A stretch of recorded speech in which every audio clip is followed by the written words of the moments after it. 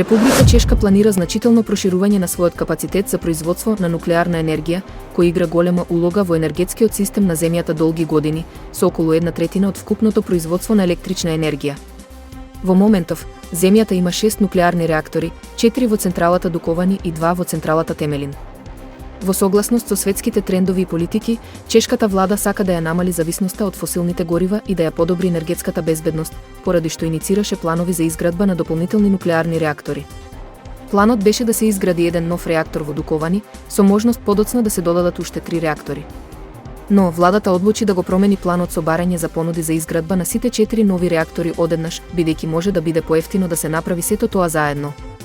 Владата има за цел да ги финализира и потпише договорите за овие реактори до крајот на март 2025 година, со планот првиот нов реактор да започне со тестирање во 2036 година и да започне комерцијална работа до 2038 година.